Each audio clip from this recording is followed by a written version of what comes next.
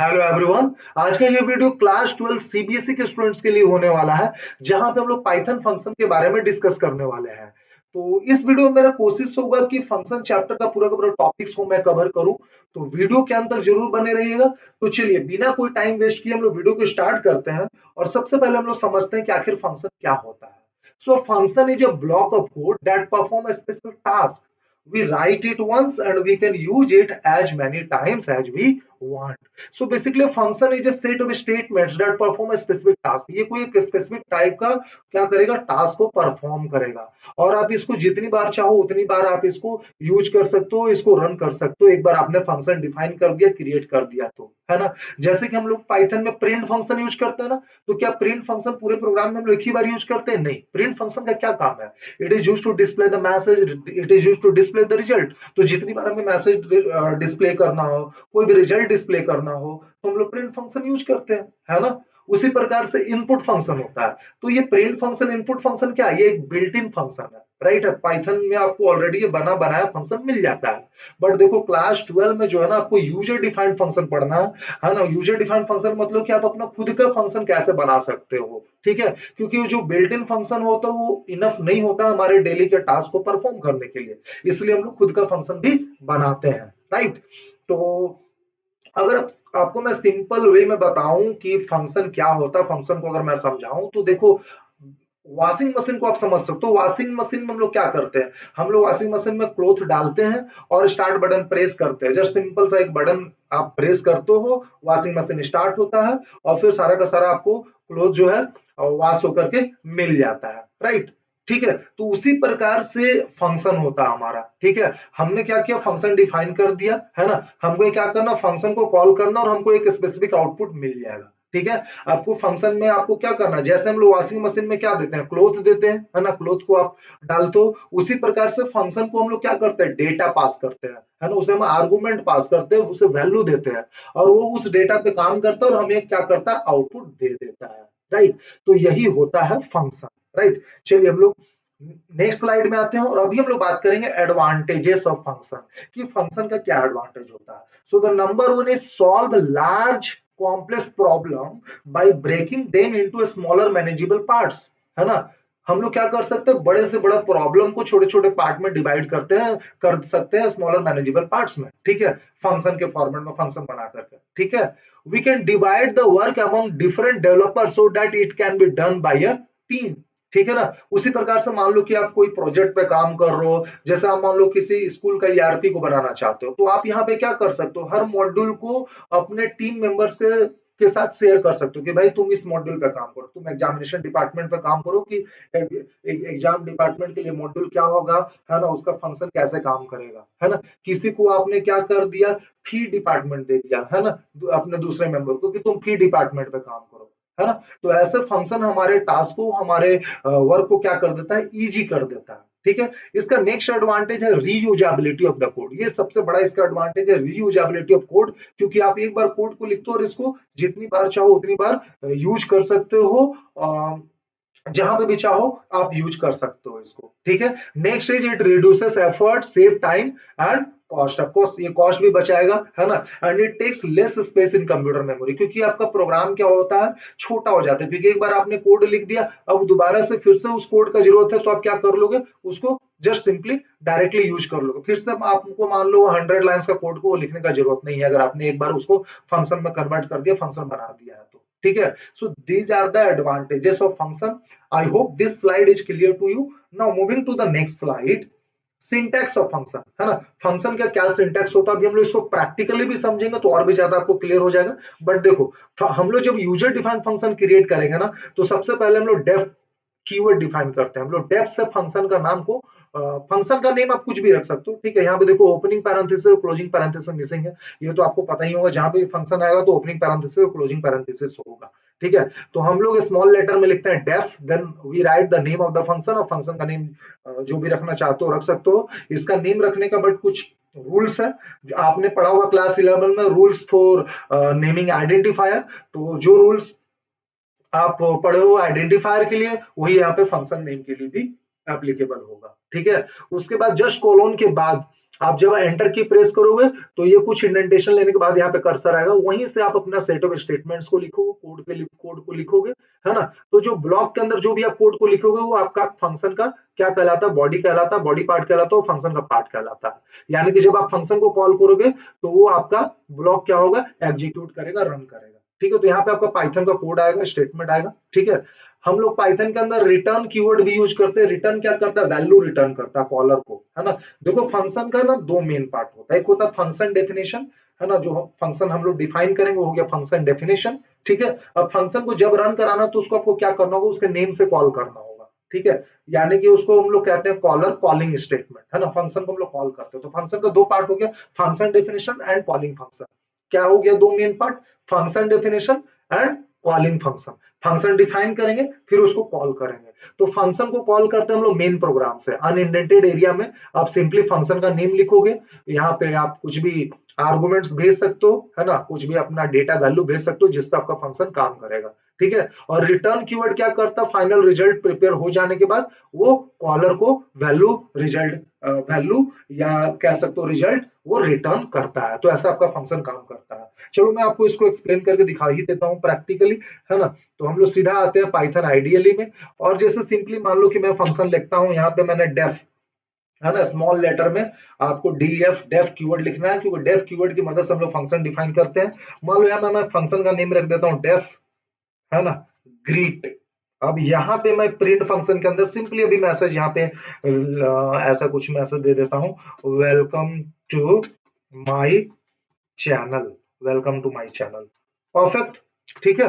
तो ये देखो ये क्या कहला गया, फंक्शन डेफिनेशन, है ना। अभी हम लोग इसके बारे में डिटेल्स में बात करेंगे, डोंट वरी। आपका ऐसा फंक्शन हम लोग क्रिएट करते हैं, डेफ कीवर्ड आप लिखोगे स्मॉल लेटर में, देन फंक्शन का name, opening parenthesis, closing parenthesis, and then colon से आपका फंक्शन टर्मिनेट होता है। इसको हम लोग बोलते हैं फंक्शन हेडर। ठीक है, तो यहाँ पे देखो इस पैरेंथेसिस के अंदर आप चाहो तो ऑब्जेक्ट को, वेरिएबल को डिफाइन कर सकते हो, जिसको कि हम लोग फॉर्मल पैरामीटर कहते हैं।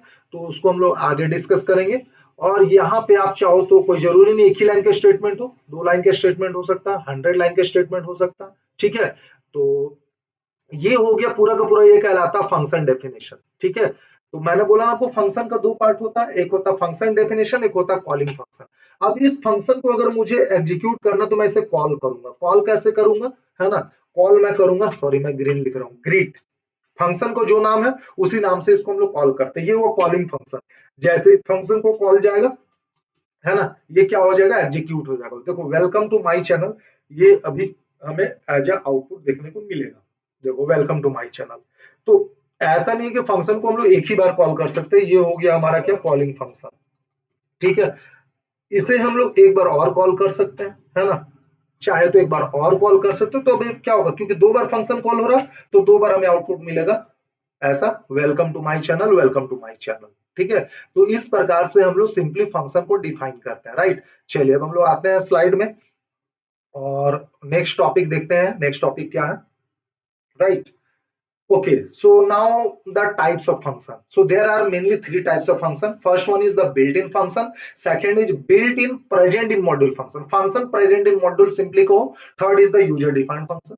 तो देखो बिल्ट इन फंक्शन का यही एग्जांपल होता है जो मैं अभी हम लोग बात कर रहे थे। इंट फंक्शन हो गया, फ्लोट हो गया, str हो गया, प्रिंट हो गया, इनपुट हो गया, ये सब जो है बिल्ट इन फंक्शन है, जो पाइथन में आपको बना बनाया मिल जाता है। पाइथन का डेवलपर आपको ये प्रोवाइड करता है। ठीक है, नेक्स्ट है फंक्शन प्रेजेंट इन मॉड्यूल या built in present in module. इसको फंक्शन प्रेजेंट इन मॉड्यूल कहेंगे तो ज्यादा अच्छा रहेगा, है ना।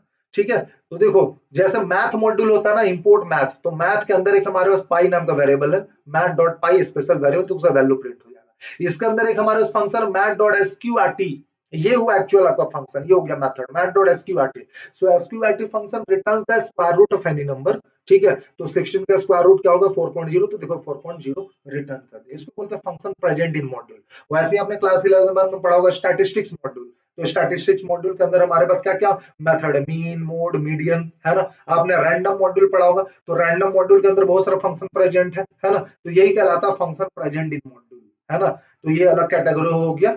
ठीक है, रैंडम मॉड्यूल के अंदर जल्दी से बता दो क्या क्या फंक्शन है। रैंडम है, रैंडेंट है, रैंडरेंज है, यूनिफॉर्म है, चॉइस है, ठीक है ना, सफल है, ये सारे का सारा आपका क्या है, मेथड है जो रैंडम मॉड्यूल के अंदर आता है। वैसे ही मैथ मॉड्यूल के अंदर बहुत सारा पॉ है ना, सील है ना, फ्लोर है, ये सारे फंक्शन मैथ मॉड्यूल के अंदर अवेलेबल है। ठीक है, तो ये हमारा दूसरा कैटेगरी हो गया, इसके बारे में ऑलरेडी आप जानते हो।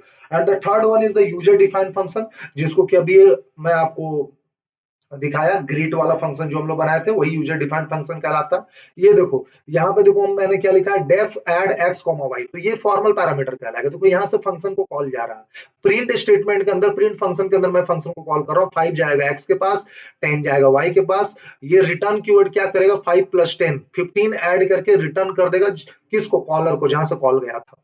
तो यहीं पे 15 आ जाएगा, ये प्रिंट फंक्शन के अंदर लिखा हो तो सीधा आपको सिंपली प्रिंट आउटपुट मिल जाएगा। ठीक है, चलो आगे बढ़ते हैं हम लोग। नेक्स्ट है डिफाइनिंग फंक्शन इन पाइथन। तो जब फंक्शन आप डिफाइन करते हो पाइथन में, तो देखो आप क्या क्या करते हो। सबसे पहले फंक्शन हेडर, ये जो पहला लाइन होता है ये फंक्शन हेडर कहलाता है ना। तो while you are defining a function, so there are mainly four things. First one is the function header, next parameters, ये ए जो पैरामीटर कहलाएगा, देन फंक्शन बॉडी। तो इस कॉलम के अंदर, मतलब कॉलम के अंदर नहीं बोलेंगे, इस ब्लॉक के अंदर, फंक्शन ब्लॉक के अंदर आपने दो लाइन का स्टेटमेंट यहाँ लिखा है, s is equal to a exponent two and then return s. ठीक है, तो ये क्या कहलाता है, फंक्शन बॉडी कहलाता है। और ये जो इंडेंटेशन लेकर के हम लोग इसको क्या कर रहे हैं, डिफाइन कर रहे हैं ना, ये इंडेंटेशन कहलाता है। फंक्शन हेडर हो गया सर ये वाला, ठीक है, ये दो लाइन हो गया फंक्शन बॉडी। पैरामीटर हो गया ए है ना, इसको आप कोई वैल्यू भेजोगे, है ना, जब कॉल करो फंक्शन तो कोई वैल्यू भेजोगे, है ना। मान लो आपने भेजा 4, तो ये क्या करेगा, 4 का पावर 2 16 एस में स्टोर करेगा, रिटर्न एस, है ना। फिर जो भी मतलब जहां से कॉल गया था उसको ये क्या करेगा, 16 रिटर्न कर देगा। तो ये फंक्शन डिफाइन करने के बाद, फंक्शन हेडर डिफाइन करने के बाद आप वो इंडेंटेशन लेकर के, है ना, जितने भी लाइन के स्टेटमेंट लिखते हो वो फंक्शन का बॉडी कहलाता है। राइट, तो आई होप आपको ये 4 पार्ट क्लियर होगा, है ना। चलिए नेक्स्ट, कॉलिंग फंक्शन। यार हम लोग फंक्शन को कितने तरीके से कॉल कर सकते हैं, तो इसे मैं आपको प्रैक्टिकली एक्सप्लेन करूंगा ताकि आप अच्छे से फील कर सको। तो पहला है passing literal as argument in function call square. चलो तो इसी को एग्जांपल को लेकर के चलते हैं, यहाँ पे क्या डेफ स्क्वायर, चलो यही लेकर के चलते हैं। तो हम लोग सीधा आते हैं पाइथन आइडियली में। सबसे पहला तरीका क्या है कि फंक्शन को कॉल करने का, अभी हम लोग क्या सीख रहे हैं सर, हम लोग सीख रहे हैं कि फंक्शन को हम लोग कितने तरीके से कॉल कर सकते हैं। तो फंक्शन का नाम क्या था, स्क्वायर, डेफ स्क्वायर, यहाँ पे ए है, और यहाँ पे मैं कर देता हूँ s is equal to a, sorry, s is equal to a exponent two, ठीक है, रिटर्न क्या, एस।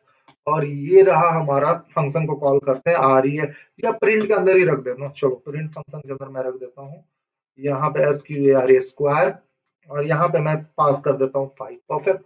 देखो, तो सबसे पहला वाला तरीका भी हम लोग सीख रहे हैं, है ना। देखिए ये हो गया फंक्शन हेडर, कोई दिक्कत नहीं है ना। जैसे ही कॉलम दोगे तो ये इंडेंटेशन लेगा, कर्सर यहाँ पे अपने आप हाईलाइट होगा, यहीं से आपको लिखना है। तो ये पहला लाइन मैंने कुछ ऐसा लिख दिया, logic s is equal to a exponent two, मतलब हम लोग क्या कर रहे हैं, स्क्वायर निकाल रहे हैं ए का। ठीक है, रिटर्न, रिटर्न कीवर्ड पाइथन में क्या होता है, ये लास्ट स्टेटमेंट होता है फंक्शन का, मतलब हमेशा इसको लास्ट में लिखते हैं हम लोग। ठीक है ना, देखो रिटर्न एस, तो ये क्या करेगा, कॉलर को वैल्यू रिटर्न करता है। मान लो आपने यहाँ पे 5 भेजा, अब देखो फंक्शन को कॉल कैसे करते हैं, उसका नेम से तो स्क्वायर 5, ये अनइंडेंटेड एरिया में जो लिखते हो ना, ये मेन प्रोग्राम कहलाता है। फंक्शन यहीं से एग्जीक्यूशन अपना स्टार्ट करता है। तो अभी क्या कर रहे हो, स्क्वायर, इस फंक्शन को कॉल करो और 5 को आप भेज रहे हो, 5 किस में जाएगा, ए में जाएगा। ठीक है, अब 5 का पावर 2 क्या हो जाएगा, 25 एस में स्टोर हो जाएगा, देन रिटर्न 25, ये रिटर्न करेगा 25 किसको, कॉलर को। कॉल कहां से गया था, ये स्क्वायर 5 आप लिखे ना, यहीं से कॉल गया था, तो यहाँ पे 25 आ जाएगा, और ये प्रिंट फंक्शन क्या करेगा, इस 25 को प्रिंट कर देगा। ये तो हो गया कि फंक्शन काम कैसे करता है। बट हमारा टॉपिक क्या, calling function, means how many ways you can call a function. So we can call function by passing literal, literal का मतलब कांस्टेंट, देखो एक कांस्टेंट वैल्यू हम लोग क्या कर रहे हैं, फंक्शन को पास कर रहे हैं। ये पहला तरीका हुआ फंक्शन को कॉल, मिल गया 25। दूसरा तरीका है passing variable to a function, मतलब instead of passing literal value हम लोग क्या करेंगे, देखो यहाँ पे हम लोग x में मान लो रख देते हैं 10। अब ये क्या हम लोग कांस्टेंट पास किए थे, instead of passing constant we can pass variable also, है ना। तो दूसरा तरीका फंक्शन को कॉल करने का, पासिंग व्हाट, वेरिएबल। तो अब देखो ये 10 का स्क्वायर करेगा तो क्या मिलेगा आपको, 100 मिलेगा, तो देखिए 100 हो गया। दूसरा तरीका पासिंग व्हाट, वेरिएबल। ठीक है, तीसरा तरीका है क्या, बाय टेकिंग इनपुट, आप इनपुट लेकर के भी यहाँ पे क्या कर सकते हो, है ना, वैल्यू भेज सकते हो by taking input from the user. तो यहाँ पे आप इनपुट ले लो, है ना, एक्स वेरिएबल है, x is equal to int input, enter a number, ठीक है, एंटर अ नंबर, परफेक्ट। और यहाँ पे अब एक्स को आप पास कर दो। ये तीसरा तरीका हो गया फंक्शन को कॉल करने का, ठीक है। ये देखो यहाँ पे मान लो हम लोग 6 करेंगे तो 6 6 36 आ जाएगा, है ना। ये तीसरा तरीका हो गया। फोर्थ तरीका हो गया calling function inside any statement any function. देखो प्रिंट फंक्शन के अंदर ही तुम लोग कॉल कर रहे हो, एक ये तरीका हो गया। और एक हो गया, चाहो तो आप ऐसे भी फंक्शन को कॉल कर सकते हो, r s is equal to square x, अब यहाँ पे कर दो प्रिंट आर एस, ठीक है। अब देखो यहाँ पे क्या हो रहा है, सबसे पहले हम लोग इनपुट ले रहे हैं, एंटर अ नंबर, तो एक्स में एक नंबर चला जाएगा, कुछ भी 7 8 9 10 what ever you will enter, suppose 10 ही है मान लो, मानते हैं। यहां से कॉल चला जाएगा अभी, ठीक है। सबसे पहले देखो कौन सा लाइन रन करेगा, ये लाइन रन किया, फंक्शन हेडर चेक होगा, उसके बाद सीधा हम लोग मेन प्रोग्राम में आ जाएंगे, मतलब अनइंडेंटेड एरिया में। एंटर अ नंबर, आप मान लो यहाँ पे एंटर कर रहे हो 6, उसके बाद देखो ये वाला पार्ट केवल राइट हैंड साइड वाला जो मैं अंडरलाइन कर रहा हूँ ना वो रन करेगा। तो यहां से स्क्वायर फंक्शन को कॉल किया, आप 6 यहाँ पे पास कर रहे हो, ए में गया 6 6, अब ये लाइन रन करेगा, 6 का पावर 2 क्या 36 हो गया इसमें, अब ये रन करेगा, रिटर्न 36, 36 किसको रिटर्न करेगा, कॉलर को, कहां से कॉल किया था यहाँ से। तो अब ये पूरा रिप्लेस हो जाता है 36 में, ठीक है, ये 36 हो गया। अब ये 36 किस में स्टोर हो जाएगा, लेफ्ट हैंड साइड में जो आपने वेरिएबल डिफाइन किया आरएस, उसमें जाकर 36 स्टोर हो जाएगा। नाउ अब ये लाइन रन करेगा, प्रिंट आरएस मतलब 36, आपको यहाँ पे आउटपुट देखने को मिलेगा। तो एक तरीका ये होता है फंक्शन को क्या करने का, कॉल करने का, ठीक है। एक ये तरीका हो गया फंक्शन को कॉल करने का। आइए हम तो रन करके देखते हैं, है ना। तो आप यहाँ कुछ भी इनपुट ले लो, 6 एंटर कर दिया मैंने, देखो 36 आ गया, परफेक्ट, कोई दिक्कत नहीं है सर, है ना। एक तरीका होता है फंक्शन को कॉल करने का, calling function inside any expression. इसका मतलब क्या हुआ, calling function inside any expression का मतलब क्या हुआ, देखो, चलो यही रहने देते हैं, r s is equal to, है ना, मैं कर रहा हूं 2 इंटू, एक्सप्रेशन आपने पढ़ा होगा मैथ्स में, एक्सप्रेशन इज जो combination of variable constant and operator, है ना। So 2 into s q, sorry s q u r square, यहाँ पे मैं एक्स पास कर रहा हूं, और यहाँ पे मैं क्या कर दे रहा हूं, प्लस 100, ठीक है। तो ये क्या एक एक्सप्रेशन बन गया, देखो एक्सप्रेशन के अंदर मैं जाकर के फंक्शन को कॉल कर रहा हूँ, ये देखो यहाँ से कॉलिंग हो रहा फंक्शन, ठीक है। अब ये रिटर्न क्या करेगा, हमेशा वैल्यू रिटर्न करता है, तो जब फंक्शन को वैल्यू रिटर्न करेगा यानी यहाँ पे वैल्यू आएगा, तो जो भी वैल्यू आएगा वो 2 से मल्टीप्लाइड होगा और फिर 100 में जाके ऐड होगा, वो आरएस वेरिएबल में जाके स्टोर हो जाएगा। फिर आप यहाँ पे नीचे लिखोगे प्रिंट आरएस, तो आपको रिजल्ट देखने को, आई होप आप समझ गए क्या टॉपिक है, calling function inside any expression. तो ये हमारा एक्सप्रेशन है, एक्सप्रेशन के अंदर जाके फंक्शन को कॉल किए, मान लो 6 आप एंटर करते हो तो 6 आपने भेजा, 6 का पावर 2 36 एस में गया, रिटर्न 36, 36 यहाँ पे आएगा, ये 36 मल्टीप्लाई होगा 2 से 72 हो जाएगा, देन ऐड होगा 100 से 172 होगा, और इसमें जाके स्टोर होगा, और फिर 172 प्रिंट हो जाएगा, print rs, as simple as that. So you can see we are getting to 172, right, ठीक है। तो चलिए हम लोग आते हैं सीधा स्लाइड में, है ना, और देखते हैं। तो कॉलिंग फंक्शन कितने तरीके से फंक्शन को कॉल कर सकते हैं, पहला हो गया passing literal as argument in function call, passing variable as argument in function call discuss कर लिए, taking input and passing the input as argument in function call हमने डिस्कस कर लिया, है ना। फोर्थ है using function call inside expression, है ना, तो एक्सप्रेशन वाला भी हमने डिस्कस कर लिया। Using function call inside another statement, तो देखो प्रिंट फंक्शन के अंदर, प्रिंट स्टेटमेंट के अंदर जाके कैसे कॉल करेंगे, ये भी हम लोग डिस्कस कर लिया। तो ये 5 तरीके से आप फंक्शन को, एक फंक्शन को कॉल कर सकते हो। चलिए नेक्स्ट हम लोग देखते हैं structure of a Python function, ठीक है। तो इसके बारे में ऑलरेडी हम लोग डिस्कस कर ही रहे हैं, डिस्कस कर चुके हैं, है ना। देखो ये क्या कहलाता है, फंक्शन हेडर कहलाता है, ये फंक्शन बॉडी कहलाता है, ये दूसरा फंक्शन हो गया फंक्शन हेडर कहलाएगा, और ये उसका स्टेटमेंट कहलाएगा, ठीक है। अनइंडेंटेड एरिया में जो लिखते हो आप, जो भी चीजें आप डिफाइन करते हो, वो आपका टॉप लेवल स्टेटमेंट कहलाता है या मेन प्रोग्राम कहलाता है। मेन आप यहाँ पे फोकस करिए, जो नंबर 1 में लिखा Python names the segment with top level statement, है ना, नो इंडेंटेशन, मतलब जो विदाउट इंडेंटेशन में होता है वो आपका टॉप लेवल स्टेटमेंट कहलाता है या मेन प्रोग्राम कहलाता है, ठीक है। अंडरस्कोर मेन अंडरस्कोर, है ना। तो इसका मतलब हो गया क्या, ये जो एक एक नेम नाम का वेरिएबल होता है, आगे देखो थर्ड पॉइंट में मैंने इसे लिखा है, ठीक है, सेकंड पहले देखते हैं, उसके बाद इसके बारे में और हम लोग डिटेल्स में बात करेंगे। Python begins execution of program from the top level statement that is from main. तो पाइथन हमेशा जो एग्जीक्यूशन स्टार्ट करता है वो टॉप लेवल स्टेटमेंट से स्टार्ट करता है, यानी मेन से स्टार्ट करता है, अंडरस्कोर मेन अंडरस्कोर से स्टार्ट करता है। मेन मतलब अनइंडेंटेड एरिया, यहां से वो अपना एग्जीक्यूशन स्टार्ट होता है। जस्ट फंक्शन हेडर एक बार चेक होगा कि ग्रामेटिकली वो करेक्ट है कि नहीं, सीधा वो मेन प्रोग्राम में आ जाता है ना, टॉप लेवल स्टेटमेंट में आ जाता है।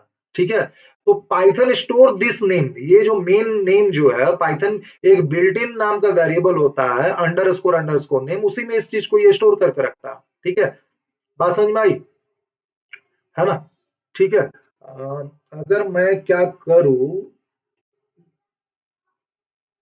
यहां पे मैं आता हूं और यहाँ पे देखो प्रिंट अंडरस्कोर नेम, फिर अंडरस्कोर, ये जो नेम जो है स्पेशल वेरिएबल है ना, जो बताएगा आपको क्या कि आपके फंक्शन में क्या है, टॉप लेवल स्टेटमेंट है ना, मेन प्रोग्राम है। देखिए यहाँ पे मेन आपको अभी दिखेगा। ठीक है, ये देखो मेन दिख रहा है ना, एंटर अ नंबर 8। तो देखो अब जो भी आंसर हो आना हो वो तो आएगा ही। ठीक है, तो आई होप आपको ये क्लियर हो गया होगा, ये टॉपिक भी है ना, काफी सिंपल सा है ना, वैसा बहुत ज्यादा ये इंपॉर्टेंट नहीं है, बट ऐसे ही जानना था तो मैंने आपको बता दिया। ठीक है, चलिए आगे आते हैं, flow of execution in a function call.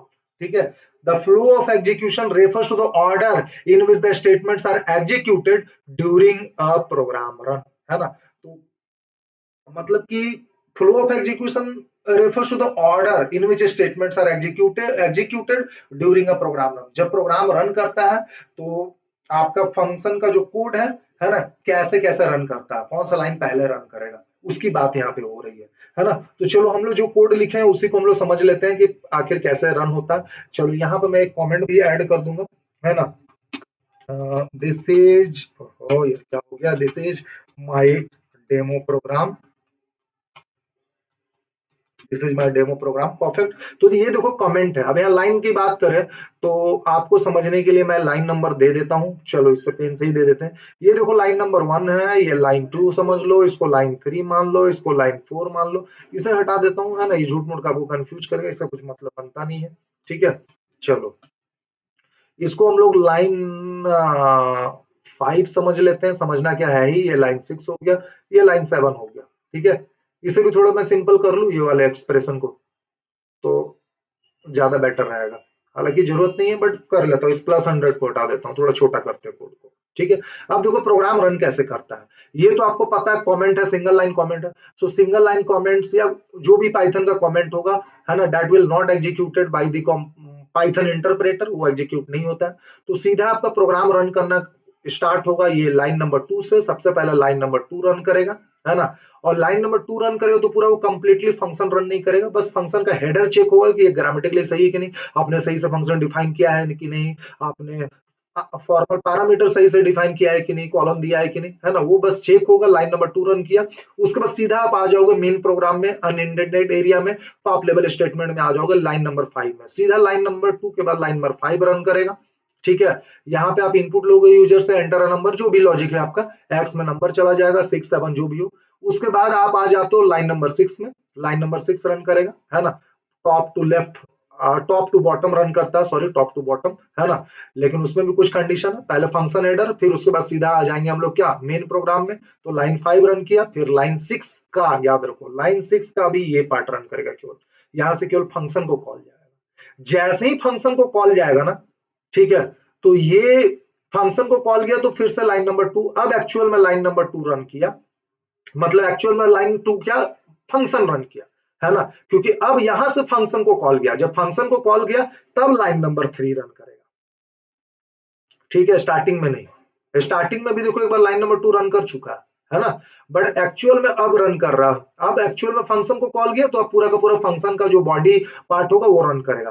तो अब लाइन नंबर 3 रन होगा, मान लो ए में आपने 6 भेजा तो 6 टू 36 चला गया, फिर रिटर्न एस, फिर ये लाइन नंबर 4 रन करेगा, वो वैल्यू रिटर्न करेगा, किसको वैल्यू रिटर्न करेगा सर, कॉलर को। ये देखो जो स्क्वायर एक्स लिखे ना, ये रिप्लेस हो जाएगा 36 में, 36 इंटू 2 72, वो अब वो आरईएस में जाके स्टोर हो जाएगा। अब ये लेफ्ट हैंड साइड वाला जो आरईएस वेरिएबल है वो भी रन करेगा, यानी कि ये वहां के बाद सीधा अब लाइन नंबर 6 रन करेगा। लाइन नंबर 6 रन करने के बाद प्रिंट आरईएस लास्टली आपका लाइन नंबर 7 रन करेगा और प्रोग्राम स्टॉप कर जाएगा। तो ये हुआ flow of execution of a function, ठीक है ना, कि किस ऑर्डर में आपका फंक्शन का कोड रन करेगा, एग्जीक्यूट करेगा, ठीक है।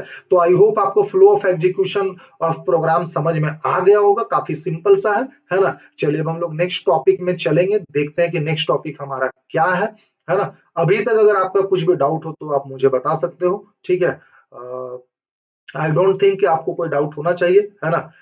Topics are very easy, very simple. चलिए तो आगे बढ़ते हैं हम लोग और नेक्स्ट टॉपिक देखते हैं, आर्गुमेंट्स एंड पैरामीटर्स, ठीक है।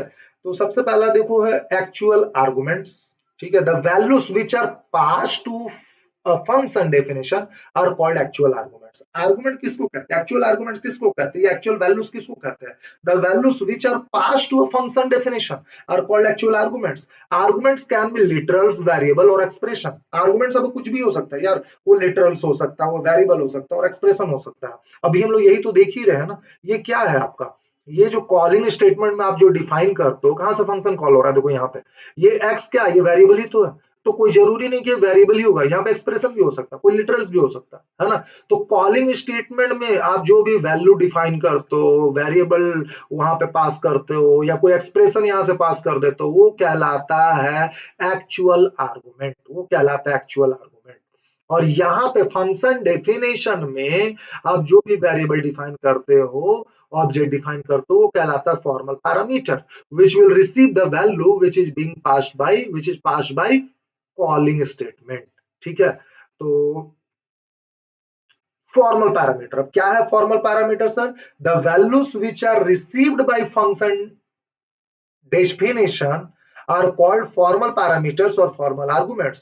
Parameter should be variable. देखो ये आर्गुमेंट हो सकता है लिटरल हो, वेरिएबल एक्सप्रेशन हो, लेकिन पैरामीटर क्या हो, वो हमेशा वेरिएबल ही होगा, वहां पे हमेशा ऑब्जेक्ट ही आएगा। मतलब कहने का मतलब है कि आप यहाँ पे 4 या 10 कुछ लिटरल से यहाँ पे डिफाइन नहीं कर सकते, यहाँ पे ऐसा नहीं 100 कर सकते, लेकिन यहाँ पे हम लोग 100 कर सकते हैं। देखो यहाँ पे हम लोग चाहे तो 100 कर सकते हैं, ठीक है। इस लाइन को मैंने हटा दिया, ये कमेंट बना दिया, तो ये रन नहीं करेगा। चलो हैश से मैंने कमेंट बना दिया, अब देखो तो भी प्रोग्राम रन करेगा, लेकिन ऊपर में हम लोग 100 नहीं कर सकते। देखो आ गया आंसर, ठीक है। अब आप बोलोगे सर यहाँ पे क्या हम लोग 100 कर सकते हैं, देखो एरर मिल जाएगा आपको। चलो अभी दिखाता हूँ, ये देखो, है ना। तो देखो एरर मिल गया, इनवैलिड सिंटैक्स, सिंटैक्स आपका गलत हो गया सर, ठीक है। तो इसको बोलते हैं formal parameter. So I hope आपको एक्चुअल आर्गुमेंट किसको कहते हैं और फॉर्मल पैरामीटर किसको कहते हैं समझ में आ गया होगा। और याद रखो ये टॉपिक बहुत इंपॉर्टेंट है, बोर्ड एग्जाम में पूछा जाता है 2 मार्क्स में, what is the difference between actual arguments and formal parameter. ये पूछ सकता है what do you mean by formal parameters and actual arguments, explain with example. तो आपको ऐसे एक्सप्लेन करना होगा विद एग्जांपल्स, ठीक है। तो एक बार फिर से देखते हैं, ये हमारा कहलाता है पैरामीटर्स और यहाँ से जो वैल्यू भेजते हो वो कहलाता है आर्गुमेंट्स, ठीक है। चलिए Python supports basically 3 types of formal parameters, ऐसा नहीं है, ठीक है। इस लाइन को मुझे चेंज करना होगा। Python supports different types of formal parameters, दो टाइप का फॉर्मल पैरामीटर्स होता है, ठीक है। बट आपके सिलेबस के अकॉर्डिंग, ठीक है, 3 टाइप्स का आपको फॉर्मल पैरामीटर पढ़ना है। Python supports basically 3 types of formal parameters. So सबसे पहला पोजिशनल आर्गुमेंट, या इसको भी हम लोग कहते हैं required argument. So when the function call statement must match with the number and order of arguments as defined in the function definition, this is called positional argument. positional argument किसको कहते हैं, ये वाला एग्जांपल को देखो, ये आपका क्या है, यही तो है पोजिशनल। इसको मैं थोड़ा सिंपल करता हूं, ठीक है सर। हैश को हटाते हैं, ये एक्सप्रेशन है इसको भी हटाता हूं और यहाँ पे एक्स को ही भेज देता हूं मैं। देखो यहाँ फंक्शन डेफिनेशन में आप एक ही पैरामीटर डिफाइन किए हो, तो आप एक ही आर्गुमेंट भेज रहे हो ना। तो जब आपका फंक्शन डेफिनेशन में, ठीक है, फंक्शन डेफिनेशन का पैरामीटर और नीचे कॉलिंग स्टेटमेंट में जो आर्गुमेंट है वो अगर मैच कर जाए, उसका ऑर्डर और नंबर ऑफ आर्गुमेंट्स, ये चीजें मैच कर जाए, तो ये कहलाता है पोजिशनल आर्गुमेंट या रिक्वायर्ड आर्गुमेंट। क्योंकि आपने यहाँ पे एक ही पैरामीटर डिफाइन किया है, तो आप एक ही वैल्यू भेज सकते हो, एक ही आर्गुमेंट भेज सकते हो, ये मैच करना चाहिए। अगर आप यहाँ पे 2 डिफाइन करोगे तो आपको यहाँ पे 2 वैल्यू भेजना पड़ेगा, ठीक है। जैसे मान लो कि यहाँ पे मैं क्या कर देता हूँ, है ना, जस्ट अ सेकंड, है ना, लाइट चली गई। हाँ, अब जैसे कि देखो यहाँ पे आपने क्या कर दिया, कॉमा बी। अब इसको रन करोगे तो आपको एरर मिल जाएगा, देखो, है ना, एंटर नंबर, ठीक है 10 मैंने कर दिया, बट आप देखो missing one required positional argument. मतलब बी को भी एक वैल्यू चाहिए, आपने एक ही वैल्यू भेजा। अब जैसे ही यहाँ पे मैं क्या करूंगा, ठीक है, मान लो 20 कर देता हूँ, फिर रन करते हैं, अब देखिए क्या होगा। ठीक है, अब देखो यहाँ पे 10, देखो आंसर मिल गया है ना, क्योंकि आपने फंक्शन डेफिनेशन में दो पैरामीटर डिफाइन किया, तो अब आपको दो वैल्यू भेजना पड़ेगा। एक तो आप जो इनपुट ले रहे हो वो भेज रहे हो, और एक ऐसे डायरेक्टली आप लिटरल्स भेज दे रहे हो बी को, है ना। हालांकि यूज हम लोग एक ही कर रहे हैं, है ना, इस एग्जाम्पल में। तो इसी को बोलते हैं क्या, पोजिशनल पैरामीटर, या इसी को बोलते हैं रिक्वायर्ड पैरामीटर। ठीक है, या रिक्वायर्ड आर्गुमेंट।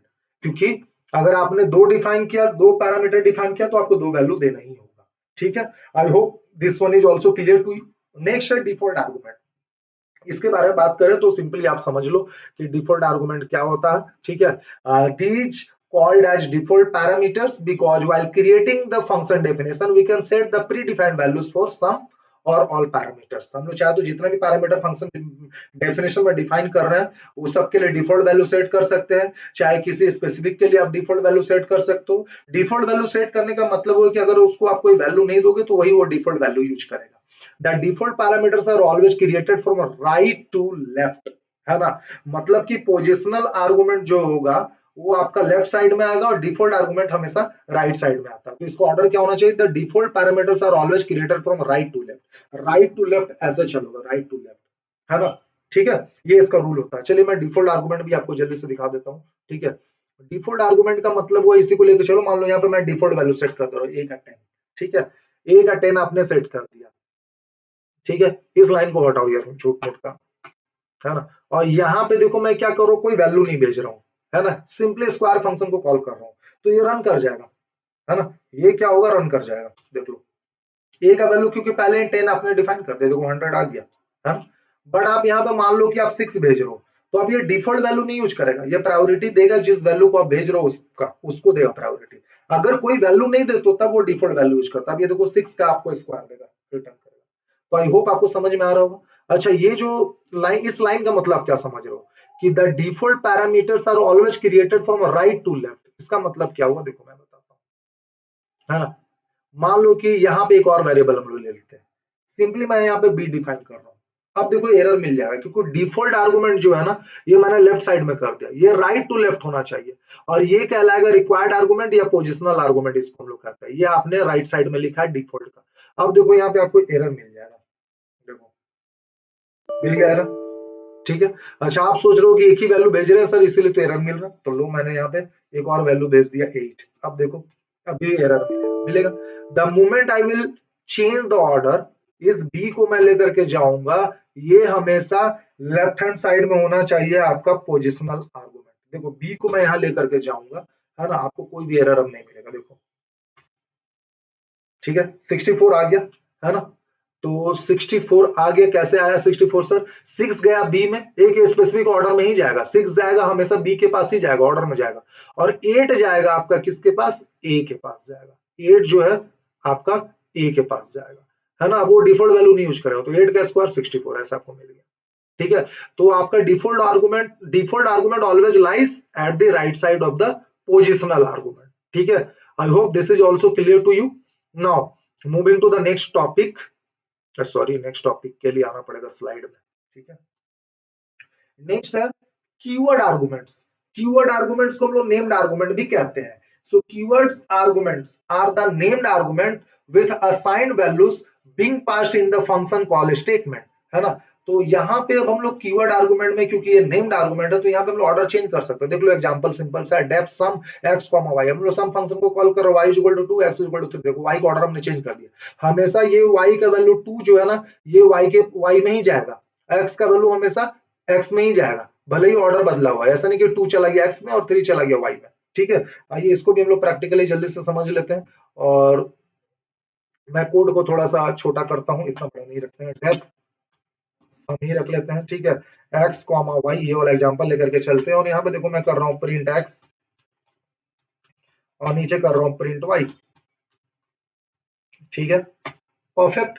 अनइंडेंटेड एरिया में आएंगे, सम फंक्शन को मैं कॉल करूंगा, इसको कहते हैं कीवर्ड आर्गुमेंट या नेम्ड आर्गुमेंट। देखो मैं y इज इक्वल टू 10 कर रहा हूँ, comma x is equal to 20 कर रहा हूँ, सर क्या होगा, ध्यान से समझो, है ना। यहाँ पे पहले x डिफाइन है देन y, यहाँ पे मैं y के वैल्यू 10 कर रहा हूँ, तो this y 10 will not go to x, this will go to y only, है ना। आइए देखिए रन करके दिखाता हूँ। देखो पहले मैंने प्रिंट x लिखा, तो x का वैल्यू क्या प्रिंट हो रहा है 20, है ना। x का वैल्यू 20 प्रिंट हो रहा है और x का वैल्यू डिफाइन है 20 भी, तो ये यानी कि x में ही जा रहा है। बात समझ में आ रही है ना। ठीक है, इसको बोलते हैं नेम्ड आर्गुमेंट या कीवर्ड आर्गुमेंट। एक होता है आपका वेरिएबल लेंथ आर्गुमेंट, ये जो मैं बता रहा हूँ वेरिएबल लेंथ आर्गुमेंट, ठीक है, ये मेरे पीपीटी में नहीं बट मैं आपको बता रहा हूँ वेरिएबल लेंथ आर्गुमेंट। तो वेरिएबल लेंथ आर्गुमेंट में क्या होता है, योर वेरिएबल है ना, your parameter can accept multiple values. अभी तक क्या कर रहा था, एक ही वैल्यू एक्सेप्ट कर रहा था, जैसे मैंने यहाँ पे कर दिया star x. Variable length argument कैसे डिफाइन करते हो, आपको यहाँ पे स्टार लगा देना होगा वेरिएबल के आगे, ठीक है। अब देखो मैं यहाँ पे क्या कर रहा हूँ, देखो एस इक्वल टू मैं जीरो करता हूँ, आप समझ जाओगे, फोर आई इन एक्स, और यहाँ पे s is equal to s plus i, loop से बाहर निकल के मैं करूंगा प्रिंट एस, ठीक है। और यहाँ पे अब देखो फंक्शन को कॉल करते समय मैं, लेट्स टेक एग्जांपल 1 2 3, ओनली मैं I am passing three values, okay. सो 1 2 3, देखो ये थ्री वैल्यू एक साथ आप भेज दो, इसको बोलते हैं variable length argument. Variable length argument कैसे हम लोग फंक्शन डेफिनेशन में डिफाइन करेंगे, कैसे, यहाँ पे स्टार लगा दोगे, star x, now it can accept multiple values at the same time. अगर केवल एक्स रहता तो एक ही वैल्यू एक्सेप्ट कर पाता। अब देखो 1 2 3, ये तीनों वैल्यू एक साथ इसमें चले गया एक्स में, आप क्या कर रहे हो, लूप चला रहे हो, फॉर आई इन एक्स गए, पहला वैल्यू उठाए 1, s equal to s plus i, s का वैल्यू 0 है, 0 प्लस 1 1, अब एस का वैल्यू नया वैल्यू के 1, फिर again for I in x, इस बार आई के वैल्यू हो जाएगा 2, दूसरा वैल्यू उठाएगा, अभी एस में क्या था 1, 1 प्लस 2 अब 3 हो गया एस का नया वैल्यू, फिर से फॉर आई इन एक्स, इस बार आई 3 उठाएगा, है ना, एस प्लस आई, एस में क्या था 3 था, आई का वैल्यू 3 है, 3 प्लस 3 6, एस में 6 चला गया, फॉर आई इन एक्स, फिर से आई एक्स में गए, एक्स में कोई भी वैल्यू बचा नहीं, ये लूप फॉल्स होगा, प्रिंट एस, एस का फाइनल वैल्यू आप क्या प्रिंट करोगे 6 प्रिंट करोगे, ठीक है। तो आप देख सकते हो ये 6 आउटपुट आ चुका है ना। इसको, इसमें आप जितना चाहो उतना वैल्यू भेज सकते हो, इसको बोलते हैं वेरिएबल लेंथ आर्गुमेंट। देखो 4, 5 मैंने 5 वैल्यू भेज दिया कि वेरिएबल, ठीक है, यही तो कहलाता है वेरिएबल लेंथ आर्गुमेंट, ठीक है। So I hope this is also clear to you. Now moving to the next topic, जल्दी से हम लोग नए टॉपिक में आते हैं, मतलब नेक्स्ट टॉपिक में आते हैं, है ना। नेक्स्ट टॉपिक है पासिंग पैरामीटर्स में, है ना, मल्टीपल आर्गुमेंट टाइप टुगेदर। इसका मतलब क्या, rules for combining three types of argument. अभी जो हमने थ्री टाइप्स ऑफ आर्गुमेंट पढ़ा ना, अभी हमने फोर टाइप्स ऑफ आर्गुमेंट पढ़ लिया, ठीक है। ये चौथा था वेरिएबल लेंथ आर्गुमेंट वाला, ठीक है। ये देखिए वेरिएबल आर्गुमेंट यहाँ पे मैंने डिफाइन किया, ठीक है। तो इसका रूल क्या कहता है, पोजिशनल आर्गुमेंट या रिक्वायर्ड आर्गुमेंट। सबसे पहले when defining a function the parameter must follow this order. जब आप फंक्शन डिफाइन कर रहे हो तो पैरामीटर आपका ये ऑर्डर फॉलो करना चाहिए। सबसे पहले आएगा पोजिशनल आर्गुमेंट या रिक्वायर्ड आर्गुमेंट, उसके बाद आएगा डिफॉल्ट आर्गुमेंट, है ना। उसके बाद क्या आएगा, default argument also called keyword argument with default value. जो हम लोग कीवर्ड आर्गुमेंट बना दिए थे नेम्ड आर्गुमेंट, उसमें डिफॉल्ट वैल्यू दे रहे थे, ठीक है। तो ऑलमोस्ट दोनों सेम ही है, ठीक है। और लास्ट में जो आएगा आपका, वो आएगा वेरिएबल लेंथ आर्गुमेंट आएगा, ठीक है। ये ऑर्डर आप रखोगे, ऑलरेडी इसको एक्सप्लेन कर चुके हैं, है ना। तो वही चीज है, कुछ नया नहीं है, फिर से मैं इसे एक्सप्लेन नहीं करता हूँ। मैंने अभी शॉर्ट में आपको ब्रीफ में एक्सप्लेन किया था कि दिखाया था कैसे पोजिशनल आर्गुमेंट के बाद डिफॉल्ट आर्गुमेंट आता है, और डिफॉल्ट आर्गुमेंट के बाद अगर आप वेरिएबल लेंथ आर्गुमेंट लाना चाहते हो तो वो ला सकते हो, ठीक है। ये इसका ऑर्डर होता है, ये आप याद रखोगे। चलिए नेक्स्ट स्लाइड में आते हैं। Types of function on the basis of parameters. तो types of function on the basis of parameters कहने का मतलब हुआ, है ना, कि there can be two types of function on the basis of parameter, function returning some value, function not returning any value,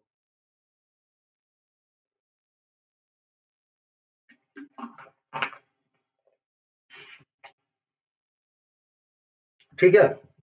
function returning value and function not returning value. देखो function का nature ही होता, या तो function कोई value return करेगा या तो नहीं करेगा, ठीक है। लेकिन पाइथन में फंक्शन क्या करता है, कुछ ना कुछ रिटर्न करता है। अगर वो कुछ नहीं रिटर्न करना कर रहा ना, तो नन रिटर्न करता है। नहीं समझ में आया नन का मतलब क्या हुआ, नन कब रिटर्न करेगा, ये देखिए, ठीक है। जब तक आप रिटर्न कीवर्ड नहीं लिखते हो ना, जब तक आप रिटर्न कीवर्ड नहीं लिखोगे फंक्शन के अंदर, ये कोई वैल्यू रिटर्न करेगा ही नहीं, ठीक है। इसको मैं बनाता हूं थोड़ा सिंपल, ये तो समझ गए टॉपिक, तो इसको मैं थोड़ा सिंपल बनाता हूं। और देखो मैं यहाँ पे क्या कर रहा हूं, print x plus y, as simple as that. और यहाँ पे मैं दो वेरिएबल डिफाइन कर देता हूँ, x कॉमा वाई। इसको हटाते हैं क्योंकि ये तो अभी कुछ और ही चीज है, ठीक है, राइट। अब देखो यहाँ पे मैं दो वैल्यू पास करता हूं 10, 20। अब आप समझ सकते हो ये फंक्शन अभी कुछ रिटर्न नहीं करना, रिटर्न करने का मतलब हुआ कि ये जहां से कॉल कॉल कर रहे हो उसको वो कुछ वैल्यू रिटर्न करे। तो ये फंक्शन कुछ रिटर्न नहीं कर रहा क्योंकि हमने रिटर्न कीवर्ड लिखा ही नहीं है। ये फंक्शन के अंदर ही प्रिंट हो जाएगा एक्स प्लस वाई का वैल्यू। देखो मतलब 30 आंसर मिल जाएगा। मिला, ये इनसाइड द फंक्शन प्रिंट हो रहा है। बट मैंने क्या कहा कि अगर फंक्शन आपका कोई भी वैल्यू रिटर्न नहीं करता है तो ये क्या रिटर्न करता है, स्पेशल लिटरल नम, ये नम रिटर्न। अब प्रिंट के अंदर मैंने सम को डाल दिया ना, यहां से फंक्शन को कॉल जा रहा है ना, तो इसको वो नन रिटर्न कर रहा। प्रिंट के अंदर इसको रखोगे तब आपको दिखेगा, ये देखो दिखेगा नन, NONE नन। ठीक है, 30 तो इनसाइड द फंक्शन वाला पार्ट प्रिंट हुआ। ठीक है, जहां से फंक्शन कॉल गया, ठीक है, वहां पे ये क्या रिटर्न किया, नन रिटर्न किया, तभी तो नन प्रिंट हुआ, नहीं तो नन आ कहां से जाएगा। ठीक है, कोई जादू थोड़ी चल रहा है। ठीक है, समझ में आई बात। चलिए आगे हम लोग बढ़ते हैं, नेक्स्ट टॉपिक देखते हैं कि भाई फंक्शन रिटर्निंग सम वैल्यू का मतलब क्या हुआ। नॉट रिटर्निंग वैल्यू और नॉट एक्सेप्टिंग पैरामीटर, पहला कैटेगरी हुआ नॉट रिटर्निंग। देखो दो नेचर वो मैंने बताया फंक्शन का, या तो वैल्यू रिटर्न करेगा या नहीं करेगा, है ना। नहीं करेगा मतलब नॉन रिटर्न करेगा। तो मान के चलते कि हमारा फंक्शन कुछ भी रिटर्न नहीं करने वाला, तो not returning value and not accepting parameter, इसको अभी एक्सप्लेन करते हैं। Not returning value and not accepting parameter का मतलब क्या हुआ, मतलब हुआ क्या, मतलब हुआ अभी समझ में आ जाएगा। Not returning value and not accepting parameter का मतलब हुआ x इज इक्वल टू 10 है, y इज इक्वल टू 20 है, और यहीं पे प्रिंट x प्लस वाई है। देखो इसमें कोई पैरामीटर नहीं है और रिटर्न मैंने लिखा तो वैल्यू रिटर्न करेगा नहीं, और सिंपली सम फंक्शन को कॉल कर रहा है। ये एग्जांपल हो गया, है ना, फंक्शन नॉट रिटर्निंग वाला। और फंक्शन नॉन रिटर्निंग में पहला कैटेगरी आ गया function not having parameter and not returning any value. ये 30 प्रिंट करेगा, इनसाइड द फंक्शन प्रिंट करेगा, ये देखो। ठीक है, इसमें कोई पैरामीटर है ही नहीं ना, आपने थोड़ी यहाँ पे कोई वेरिएबल डिफाइन किया। ठीक है, तो ठीक है, इनसाइड द फंक्शन प्रिंट हो रहा है एक्स प्लस वाई। ठीक है, नेक्स्ट एग्जांपल देखते हैं जल्दी से, ये छोटा छोटा टॉपिक है, जल्दी से पढ़ेंगे हम लोग। Not returning value but accepting parameter. Not returning value, फिर से वैल्यू रिटर्न नहीं करेगा बट एक्सेप्टिंग पैरामीटर, मतलब यहाँ एक्स आ जाएगा, यहाँ वाई आ जाएगा। इसका मतलब बनता नहीं है, हटा दिया जाए सर। ठीक है, और यहाँ पे अब आपने दे दिया 5,6। ठीक है, तो ये वैल्यू रिटर्न नहीं कर रहा, इनसाइड द फंक्शन ही काम हो रहा है ना। अभी फंक्शन खुद ही प्रिंट कर रहा है वैल्यू अंदर ही में। ठीक है, यहाँ पे मेन प्रोग्राम को कुछ भी रिटर्न नहीं कर रहा। 5 हम भेज रहे हैं एक्स में, 6 भेज रहे हैं वाई में, 5 + 6 11 हो जाएगा। This is the example of function not returning value but having parameter. Parameter है तब तो रिसीव कर रहा है 5 और 6। ठीक है, चलो जल्दी से हम लोग आगे बढ़ेंगे। ठीक है, वीडियो ज्यादा लंबा नहीं होना चाहिए। Returning value but not accepting parameter, अब आते हैं हम लोग नेक्स्ट कैटेगरी वाला, returning value but not accepting parameter. Returning value but not accepting parameter, returning value but not accepting parameter. तो returning value but not accepting parameter, तो parameter हटाइए, है ना। और रिटर्निंग वैल्यू का बात कर रहे हो तो भाई वैल्यू तो रिटर्न कराना पड़ेगा, तो उसके लिए रिटर्न कीवर्ड डालना पड़ेगा, RETURN रिटर्न, और यहाँ कर दो x प्लस वाई। ठीक है, आप इसको वैल्यू नहीं भेज सकते हो क्योंकि उसके पास पैरामीटर है नहीं। इसी को डाल देते हैं प्रिंट के अंदर। देखो इससे पहले नन प्रिंट किया था, अब क्या करेगा, क्योंकि ये वैल्यू रिटर्न कर रहा है तो वही प्रिंट करेगा, है ना। जब कुछ नहीं होता रिटर्न करने को तब नन रिटर्न करता, तो x का वैल्यू 10, y का वैल्यू 20, 10 + 20 या 30 रिटर्न करेगा ये प्रिंट फंक्शन। आगे देखते हैं करता भी है या नहीं। ठीक है, तो ये फंक्शन का दूसरा वाला कैटेगरी हो गया, दूसरा वाला नेचर फंक्शन रिटर्निंग वैल्यू, है ना। फंक्शन रिटर्निंग वैल्यू में क्या हो गया, फंक्शन नॉट एक्सेप्टिंग पैरामीटर, मतलब पैरामीटर नहीं है, फंक्शन नॉट हैविंग पैरामीटर। अब आएंगे last category function having parameter and returning value as well. Function having parameter and returning value also, तो यहाँ रिटर्न कीवर्ड भी रहेगा और इसको भेज दो या 10,5 भेज दो, है ना। तो 10 जाएगा x के पास और 5 जाएगा y के पास। 10 + 5 15 करोगे, रिटर्न कर देगा किसको, इसको, इस वाले को, है ना। जहां से कॉल गया ये क्या हो जाएगा, 15 हो जाएगा, प्रिंट उसको प्रिंट कर देगा। ये देखते हैं। ठीक है, okay, so as simple as that you can understand, it's very easy, है ना। तो ये फोर्थ कैटेगरी में हमने डिस्कस कर लिया, returning value and accepting parameter. ठीक है, पैरामीटर एक्सेप्ट किया था और वैल्यू रिटर्न कर दिया। नेक्स्ट आते हैं returning multiple values from the function. Your function can return multiple value. ये देखो इस एग्जांपल में क्या हो रहा है ना, आप यहाँ पे 5 और 10 भेज रहे हो, ये क्या कर रहा है, आप याद रखो, देखो आपने जावा पढ़ा होगा, सी पढ़ा होगा, C++ पढ़ा होगा, इसमें भी फंक्शन होता है ना। बट इन प्रोग्रामिंग लैंग्वेजेस का जो फंक्शन होता है ना, वो सिर्फ एक ही वैल्यू रिटर्न कर सकता है। पाइथन ही ऐसा प्रोग्रामिंग लैंग्वेज है ना। आप इतने लकी हो कि पाइथन, आपका पाइथन जो है, Python function multiple values return कर सकता है, नॉट ओनली वन वैल्यू, है ना। जो लोग आईसीएसई बोर्ड के स्टूडेंट हो, आपने जावा पढ़ा होगा, जावा में आपने फंक्शन पढ़ा होगा, आपका जावा का फंक्शन एक ही वैल्यू रिटर्न कर सकता था, है ना, not more than one value. यहाँ पे देखो ये एक से ज्यादा वैल्यू रिटर्न कर सकता है, ठीक है। हम मैंने 5, 10, 5 भेजा ए को, 10 भेजा बी को, 5 + 10 ये 15 रिटर्न करेगा पहला वैल्यू, देन 5 - 10 -5 ये रिटर्न करेगा दूसरा वैल्यू, है ना। अब ये आपने ये भी पढ़ा है क्लास 11 में, यहाँ पे पी स्मॉल होगा, है ना, कि अगर आप मल्टीपल वैल्यूज को एक ही वेरिएबल में असाइन करते हो तो वेरिएबल जो है क्या बन जाता है, टपल बन जाता है। तो आंसर क्या है, 15, -5, 15, -5 ये आर वेरिएबल में चल जाएगा, प्रिंट आर, ये टप्पल यहाँ पे प्रिंट होगा, ठीक है। इसको क्या मैं प्रैक्टिकली आपको दिखाऊं, देखना चाहते हो, चलो देख लो, जल्दी से इसको कर ही देते हैं। तो क्या किया जाए सर, आपको चाहिए x - y एज वेल, ठीक है, और चाहिए कैसा फॉर्मेट, कुछ ऐसा format, rs is equal to मैं कर देता हूं यहाँ पे सम फंक्शन को कॉल करूंगा, सेमी, चलो वैल्यू पास करते हैं, वहां पे क्या पास किए थे यार, देख लेते हैं जल्दी से, क्या था, 5, 10, चलो उसी को पास करते हैं, ठीक है। तो 5, 10, ठीक है, ये आरएस वेरिएबल में आके स्टोर होगा और प्रिंट यहाँ पे हम लोग करेंगे आरएस, ठीक है।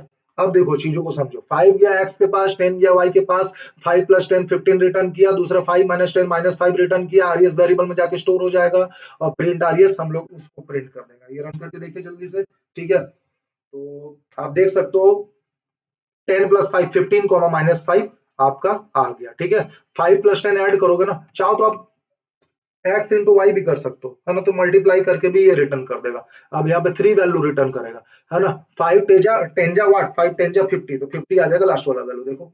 और आपको टप्पल फॉर्मेट में मिलेगा, देख ही रहे हो टप्पल फॉर्मेट, है ना, परफेक्ट 50 आ चुका है, ठीक है।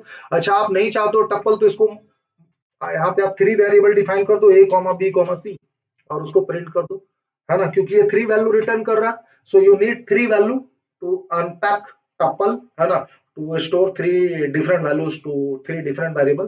So left hand side you have to just declare 3 different variables and separate with comma a, b, c, और यहाँ पे print a, b, c, तो तीनों का वैल्यू प्रिंट हो जाएगा, 15, -5, 50, आइए देखिए, है ना, 15, -5, 50 आ चुका है, ठीक है।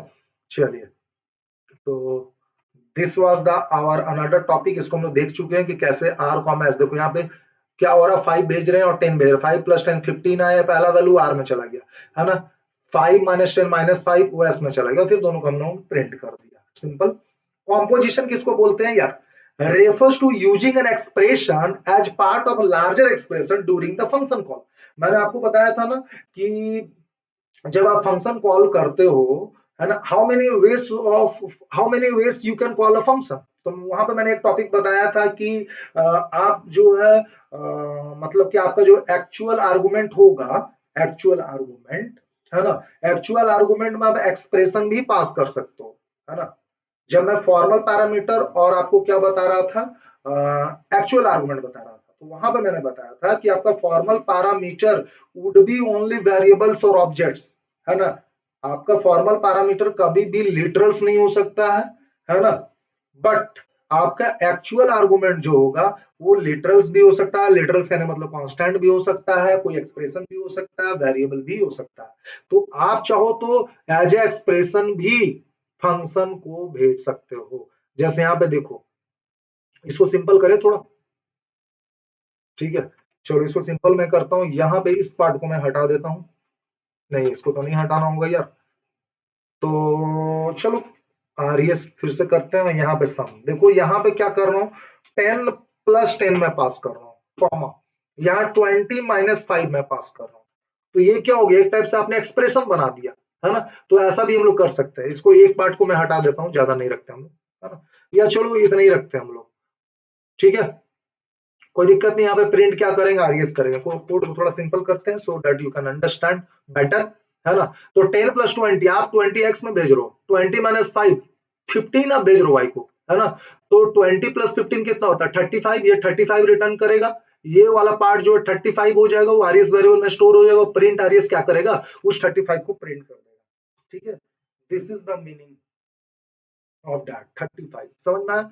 तो आप कॉलिंग पार्ट में क्या कर सकते हो, एक एक्सप्रेशन भी भेज सकते हो कॉलिंग स्टेटमेंट में। जब आप फंक्शन कॉल करो तो सिंपल सा लिटरल ना भेज करके पूरा का पूरा एक्सप्रेशन भी भेज सकते हो। अब कोई जरूरी नहीं कि ऐसा ही एक्सप्रेशन भेजे, वो एक्सप्रेशन किसी भी टाइप का हो सकता है, किसी भी फॉर्मेट में हो सकता है। यहाँ combination of variable and literal भी हो सकता है। ठीक है सर, तो इसी को कहते हैं composition. So composition refers to using an expression as a part of larger expression during function call.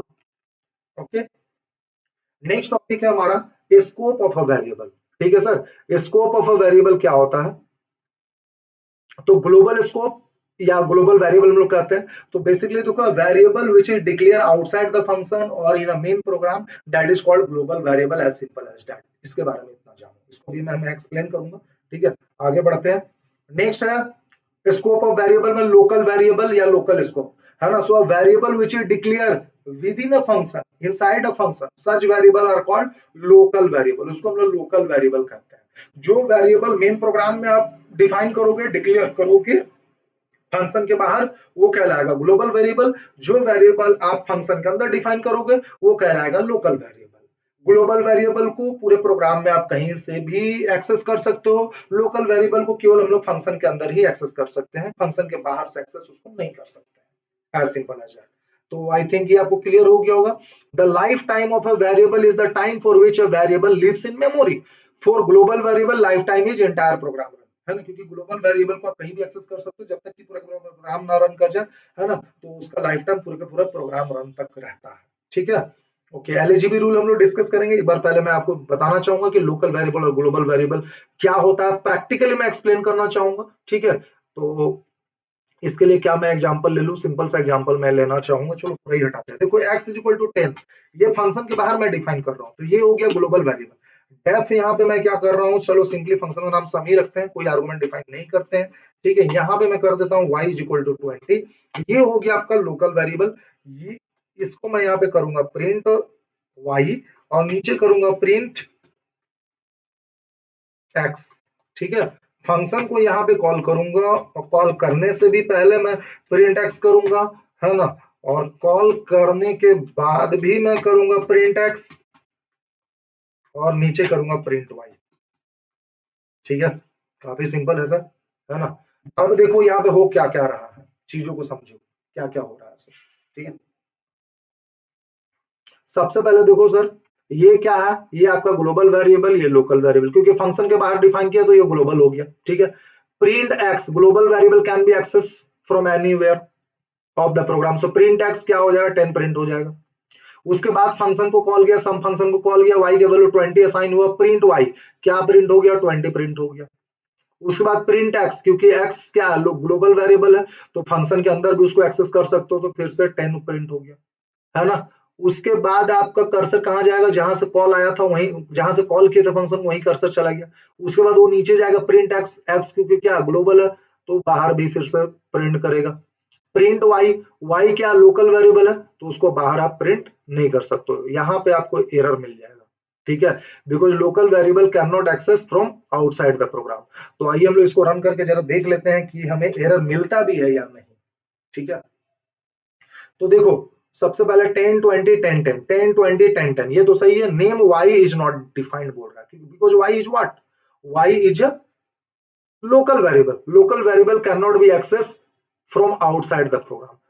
But what if I want to access local variable also from outside the program as well, तो क्या हम लोग इसको global बना सकते हैं by the help of global keyword. Global y मैंने कर दिया, अब क्या एरर मिलेगा अभी भी, है ना, देखते हैं।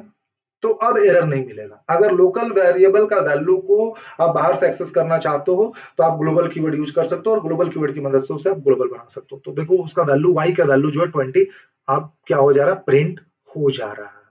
ठीक है, कोई दिक्कत नहीं है सर। चलिए आगे बढ़ते हैं, है ना, जल्दी से। ओके, एलईजीबी रूल, है ना, काफी इंपॉर्टेंट टॉपिक में अभी हम लोग आने वाले हैं एलईजीबी रूल में। ठीक है, एलईजीबी का मतलब होता है local enclosing global and built in variable. फिर से हम लोग वेरिएबल का ही बात कर रहे हैं। तो एक्चुअली अब चीजों को समझो, है ना, मैं क्या कहना चाह रहा हूं। एलईजीबी रूल, है ना, पाइथन जो है फॉलो करता है LGB rule, local, enclosing, global and built in variable. इसका मतलब क्या हुआ सर? फ्रॉम मैथ इंपोर्ट पाई, समझोगे इसका मतलब हुआ क्या, है ना? एलजीबी रूल का मतलब क्या हुआ? From math import pi, LGB rule का मतलब हुआ कि when multiple variables are defined in a program, then the first priority would be given to local variable, then enclosing variable leg, then global variable, and the last priority would be given to built-in variable। built-in variable मतलब ऐसा variable जो किसी module के अंदर define किया हुआ है, जिसमें कि आपका पाई भी हो गया। Pi is also special type of variable which is defined in math variable. So from math module import pi, I am importing pi. यहाँ पे मैं करूंगा डेफ आउटर, एक फंक्शन डिफाइन कर रहा हूं। इस फंक्शन के अंदर मैंने पाई इज इक्वल टू कर दिया क्या, 10। Just a second. यहाँ पे एक ग्लोबल वेरिएबल भी मैं डिफाइन करूंगा, p i, pi is equal to मैं करूंगा 10, ठीक है। और यहाँ पे मैं करूंगा डेफ इनर, और यहाँ पे मैं करूंगा क्या, pi is equal to 30। 10 already define है, I will change it and I will make it 20। Pi is equal to 30। यहाँ पे मैं करूंगा प्रिंट पाई, चीजों को समझोगे सर, ठीक है। यहाँ पे इनर फंक्शन को कॉल करूंगा। देखो चारों का चारों वेरिएबल आ गया कि नहीं, इसमें एलईजी भी आया कि नहीं आया इस एग्जांपल में। आउटर, ठीक है sir, o u t r outer. अब देखो, चलो मैं ऐसा करता हूँ ना, यहाँ पे लिख ही देता हूँ। देखो सर, ये वाला जो पार्ट है आपका क्या है, बिल्ट इन है, b u i l t, built in, बस शॉर्ट में लिखेंगे बिल्ट इन, समझ लोगे, ठीक है। ये क्या है सर, अरे यार, ये क्या है sir, g l o b l, global variable है, ठीक है। ये क्या है सर, दोनों फंक्शन के बीच में आ रहा है ना। तो ये आउटर फंक्शन के लिए तो ये लोकल हो गया, बट इनर के लिए क्या है, इनक्लोजिंग है। This is the enclosing. और हम लोग क्या पढ़ रहे हैं, एलईजीबी रूल पढ़ रहे हैं। ये कैसा वेरिएबल है, ये लोकल वेरिएबल है, लोकल वेरिएबल है, राइट। हम लोग क्या पढ़ रहे हैं टॉपिक, हम लोग पढ़ रहे हैं एलईजीबी रूल, है ना। व्हेन मल्टीपल वेरिएबल्स, है ना, when different types of variable, है ना, when different scope of variables are defined in a same program, then the first priority would be given to local, then enclosing, then global, then built-in variable, ठीक है। अब बताओ यहाँ पे print पाई, सबसे पहले किस वाले पाई का वैल्यू प्रिंट होगा, 30 प्रिंट होगा, क्योंकि first priority would be given to local variable. तो देखो 30 आ गया sir, pi is equal to 30 आ गया सर लोकल। अब इसे मैं बना दूंगा कमेंट। तो अब किस पाई का वैल्यू प्रिंट होगा, एल के बाद आता है लोकल के बाद इंक्लोजिंग, इंक्लोजिंग का वैल्यू क्या है 20। तो अब देखो 20 प्रिंट होगा। ध्यान से समझोगे, टॉपिक इंपॉर्टेंट है बोर्ड एग्जाम के लिए और थोड़ा डिफिकल्ट भी है। तो देखो 20 प्रिंट हो चुका। अगर सर इनक्लोजिंग भी नहीं होता, ठीक है, इंक्लोजिंग भी नहीं होता, इसे भी मैंने कमेंट बना दिया, तब ग्लोबल तो क्या प्रिंट करता है, ग्लोबल का वैल्यू क्या है 10। तो 10 प्रिंट करता है, because l is absent, e is absent, then here come to g, will come to g. G means global. देखो ग्लोबल का वैल्यू प्रिंट हो गया, है ना। अगर मान लो ग्लोबल को भी मैं कमेंट बना दिया, तो क्या बचा, आपका बचा बिल्ट इन वेरिएबल पाई, और पाई में बिल्ट इन, ये जो बिल्ट इन स्पेशल वेरिएबल है पाई, उसमें 3.14 वैल्यू इसमें स्टोर है, वो वैल्यू प्रिंट होगा। आइए देखते हैं होता भी है या नहीं। तो ये देखिए हो चुका है 3.1415, ठीक है। So this is called LEGB rule, है ना, local, enclosing, global, built in variable, ठीक है। तो आई होप आपको ये समझ में आ गया होगा, काफी सिंपल है। सबसे पहले प्रायोरिटी देते हैं लोकल को, अगर लोकल एब्सेंट है तो मिलेगा प्रायोरिटी इंक्लूजिंग को, इंक्लूजिंग भी एब्सेंट है तो मिलेगा प्रायोरिटी ग्लोबल को, और अगर ग्लोबल भी एब्सेंट है तो प्रायोरिटी मिलेगा बिल्ट इन को, ठीक है। सारे वेरिएबल का नेम सेम होना चाहिए। तो सारे वेरिएबल का नेम जब सेम होगा, देखो यहाँ पे सारे वेरिएबल का नेम क्या, पाई है, तो पाइथन का इंटरप्रेटर कंफ्यूज हो जाता है, ऑल वेरिएबल्स आर सेम, तो किसका वैल्यू मैं प्रिंट करूं। तो वो प्रिंट करता है इसी ऑर्डर में, इसी ऑर्डर में। आइए आते हैं हम लोग स्लाइड में जल्दी से, किस ऑर्डर में, local scope first, then enclosing scope, then global scope, then built in scope. उसी का एग्जांपल है, उसी का ग्लोबल कीवर्ड मैंने बता दिया, ठीक है, उसी का एग्जांपल है। आगे बढ़ेंगे, अब सीधा आएंगे हम लोग म्यूटेबल एंड इम्यूटेबल ऑब्जेक्ट्स में, ठीक है। तो चलो इसी एग्जांपल को लेकर के चलते हैं। पासिंग, अभी हम लोग पढ़ने वाले topic passing immutable object to a function, है ना। तो देखो सबसे पहला फंक्शन है, यहाँ पे हम लोग क्या कर रहे हैं, इम्यूटेबल ऑब्जेक्ट पास कर रहे हैं। इस वाले एग्जाम्पल को ही लेकर के चलो, जल्दी से आ जाओ। चलो, तो इसको हटाया जाए। यहां पे मैं करता हूं डेफ, चलो fun1 कर देता हूं फंक्शन का नाम, ठीक है। यहां पे मैं कर देता हूं a इज इक्वल टू 40 और यहां पे मैं कर देता हूं प्रिंट a, ठीक है। और जस्ट अ सेकेंड, यहाँ पे एक a नाम का आर्गुमेंट भी मैं डिफाइन कर देता हूं और यहाँ पे मैं कर देता हूं क्या, a इज इक्वल टू 50 और यहाँ पे, ठीक है सर, यहाँ पे मैं क्या कर रहा हूँ, fun fun1 है ना, इसी को मैं कॉल कर रहा हूँ और a भेज रहा हूँ, ठीक है। अब चीजों को ध्यान से समझोगे यहाँ पे, ठीक है। हम लोग क्या डिस्कस करने वाले हैं, है ना, हम लोग डिस्कस करने वाले हैं passing immutable object to a function. अगर इम्यूटेबल ऑब्जेक्ट को अगर पास करो फंक्शन में तो क्या होगा, है ना। इम्यूटेबल ऑब्जेक्ट का मतलब हुआ, इम्यूटेबल ऑब्जेक्ट में आता है which can not B change in the same memory location, ठीक है, which cannot be modified in the same memory। तो इसमें आता है इंटीजर, फ्लोट, स्ट्रिंग, टपल, ये सारे इम्यूटेबल ऑब्जेक्ट होते हैं। अब यहाँ देखो a का वैल्यू 50 है, ये ग्लोबल वेरिएबल है, इस 50 को मैं भेज रहा हूँ इस a के पास, ठीक है, इस a के पास जा रहा है। अब ये तो a क्या रिसीव कर लिया 50, बट यहाँ पे जस्ट तुरंत a का नया वैल्यू मैंने असाइन कर दिया 40। अब प्रिंट a करेंगे तो क्या प्रिंट होगा, प्रिंट ए करोगे तो क्या प्रिंट होगा, जब प्रिंट ए करोगे तो ए का नया वैल्यू 40 प्रिंट होगा, जो नया वैल्यू असाइन हुआ, ठीक है। अब देखो यहाँ पे अगर मैं फंक्शन कॉल के बाद अगर प्रिंट ए करूं तो यहाँ पे क्या प्रिंट होगा, ये a इज इक्वल टू 50 ही प्रिंट होगा, ऊपर में 40 नीचे में 50, ठीक है सर, ऊपर में 40 नीचे में 50। ये हो गया passing immutable to a function. अगर हम लोग म्यूटेबल ऑब्जेक्ट पास करते हैं फंक्शन में, mutable object which can be modified in the same memory location, ठीक है। म्यूटेबल ऑब्जेक्ट का एग्जांपल होता है क्या, म्यूटेबल ऑब्जेक्ट का एग्जांपल होता है आपका लिस्ट, ये हो गया लिस्ट, ये हो गया लिस्ट आपका।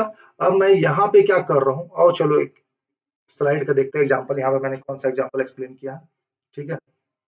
चलो, तो यहाँ पे भी मैं यही एग्जांपल एक्सप्लेन किया हूँ, चलिए परफेक्ट। तो हम लोग आते हैं जल्दी से पाइथन आइडियली में, है ना। तो यहाँ पे मैंने fun1 a भेजा और यहाँ पे मैं क्या करता हूँ, एक ही एलिमेंट है, उसका इंडेक्स 0 होगा, a of 0 is equal to a of 0 और यहाँ प्लस कर देता हूं सर क्या, प्लस 20, a ऑफ 0 प्लस 20। अब देखो क्या होगा, है ना, a इक्वल टू 50 पास करो, ये 50 आपने भेज दिया इस a के पास, चला गया 50, है ना। अब देखो a ऑफ 0 मतलब 50, है ना, 50 में आप क्या ऐड कर दे रहे हो, a ऑफ 0 मतलब 50 वैल्यू आएगा, 20 ऐड कर रहे हो, तो 50 प्लस 20 70, a ऑफ 0 लोकेशन में क्या हो गया 70 हो चुका है, तो प्रिंट a, तो यहाँ पे तो 70 प्रिंट हो जाएगा। fun1 को आपने भेजा 50, मतलब एक लिस्ट भेजा, उस लिस्ट को आपने मॉडिफाई किया और प्रिंट a कर दिया, मतलब 70 हो गया। वापस से कर्सर यहाँ पे आएगा, प्रिंट a, अब बताओ क्या, यहाँ पे क्या प्रिंट करेगा, 50 प्रिंट करेगा या 70 प्रिंट करेगा, जल्दी से बताइए, ठीक है। तो मेरा कहना है दोनों जगह 70 प्रिंट होगा, है ना, क्योंकि आप पास क्या कर रहे हो, म्यूटेबल ऑब्जेक्ट पास कर रहे हो, देखो दोनों जगह 70 प्रिंट किया। म्यूटेबल जब ऑब्जेक्ट पास करते हो, है ना, तो आप केवल वैल्यू पास नहीं करते हो, इम्यूटेबल ऑब्जेक्ट में आप केवल वैल्यू पास करते हो, जब लेकिन जब आप म्यूटेबल ऑब्जेक्ट पास करते हो फंक्शन को, तो आप वैल्यू ना पास करके उसका एड्रेस को पास करते हो, है ना। मतलब ये a इज इक्वल टू 50 जिस मेमोरी एड्रेस में रखा हुआ उस पूरे के पूरे एड्रेस को आपने यहाँ पे भेज दिया। अब उसी एड्रेस में चेंजेस हुआ, उसी एड्रेस में उस 50 को चेंज करके 70 कर दिया गया, तो यहाँ प्रिंट ए तो 70 प्रिंट हो गया, दोबारा यहाँ पे प्रिंट ए कर रहे हो, है ना, तो उसी एड्रेस में क्या किया आपने, चेंज कर दिया, है ना, उस एड्रेस में आपने वैल्यू क्या कर दिया, पहले वहां 50 रखा हुआ था, अब वहां आपने 70 कर दिया, है ना। तो ये वाला ए जो है उसी एड्रेस को रेफर कर रहा है, जो यहाँ का ए जिस एड्रेस को रेफर कर रहा है उस एड्रेस में अब क्या पड़ा हुआ है, 70 पड़ा हुआ है, तो जब प्रिंट ए करोगे तो 70 ही प्रिंट होगा, और यहाँ पे भी प्रिंट ए करोगे तो यहाँ पे आपने जो मॉडिफाई किया वही प्रिंट होगा। सिंपल सा म्यूटेबल का मतलब जो होता है ना, डेफिनेशन होता है, उसको पकड़ के चलो समझ में आ जाएगा। Mutable objects are those objects in which modification can be done in the same memory location। आप a इज इक्वल टू आपने 50 भेजा तो 50 गया इसके पास, है ना।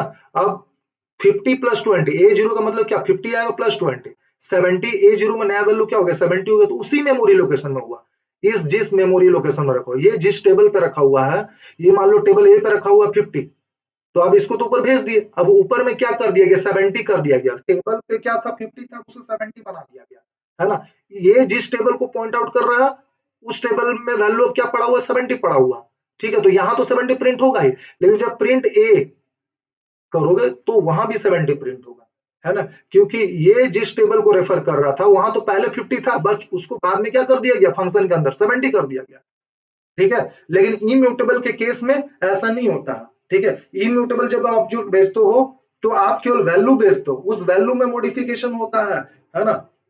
फिर से इम्यूटेबल मैं समझाता हूँ, आई होप म्यूटेबल वाला तो समझ में आ गया होगा आपको। एक्चुअली बैटरी मेरे लैपटॉप का डाउन हो चुका है, कभी भी शट डाउन हो सकता है, इसलिए मैं थोड़ा स्पीड में एक्सप्लेन कर रहा हूँ, ठीक है। यहाँ पे हम लोग कर रहे थे क्या, a is equal to a plus 10, ठीक है। तो देखो ये जो 50 भेज रहे हो ना, तो केवल वैल्यू भेज रहे हो, इसका एड्रेस कुछ और है, इसका एड्रेस मान लो 10 है, मेमोरी का एड्रेस 10 है, या 101 समझो, इसका एड्रेस मेमोरी का 101 है। तो 101 मेमोरी का एड्रेस ना भेज करके आप केवल 50 भेज रहे हो, ये 50 पड़ा हुआ 101 में। अब यहाँ 50 चला गया, 50 प्लस 10 क्या हो गया 60, ये 60 हो गया, ये का वैल्यू, ये वाला जो 60 है ना, 60 किस जगह में पड़ा हुआ, 102 में। 50 पड़ा हुआ है सर 101 में, उसको ये ए रेफर कर रहा है। अब ये 60 जो पड़ा हुआ कहाँ पे, कौन सा एड्रेस में, 102 में।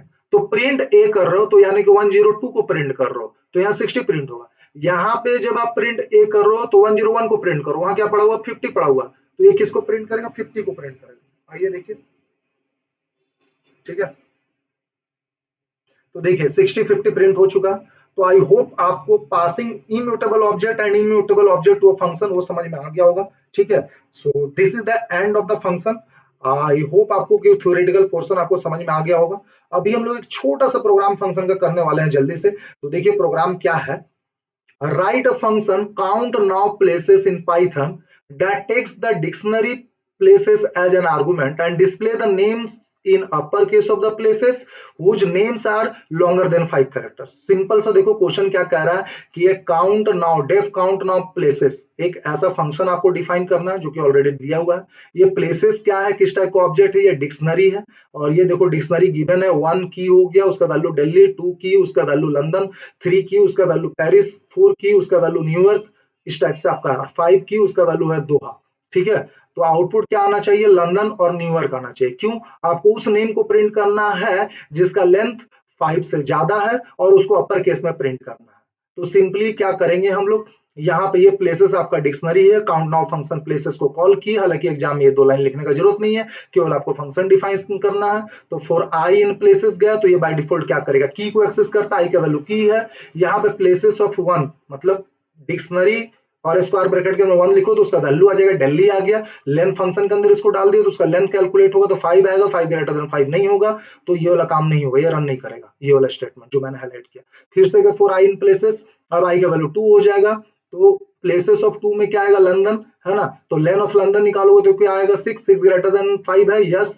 तो प्लेसेस ऑफ आई मतलब प्लेसेस ऑफ 2, प्लेसेस ऑफ 2, तो क्या उठ कर आएगा, वैल्यू लंदन, लंदन डॉट अपर, वो अपर फंक्शन क्या कर देगा, उसको अपर में कन्वर्ट कर देगा, प्रिंट के अंदर मैंने रखा तो उसको प्रिंट कर देगा लंदन को। फिर से गए फॉर आई इन प्लेसेस, इस बार आई का वैल्यू आया 3, है ना। तो प्लेसेस ऑफ 3 मतलब पेरिस, पेरिस का लेंथ निकालोगे तो 5 से बड़ा नहीं होगा। फिर से फॉर आई इन प्लेसेस गया, इस बार आई का वैल्यू आया 4, है ना। तो प्लेसेस ऑफ 4 करोगे तो प्लेसेस ऑफ 4 करो तो न्यूयॉर्क आएगा, न्यूयॉर्क का लेंथ निकालो तो 5 से ज्यादा होगा तो कंडीशन ट्रू हो जाएगा।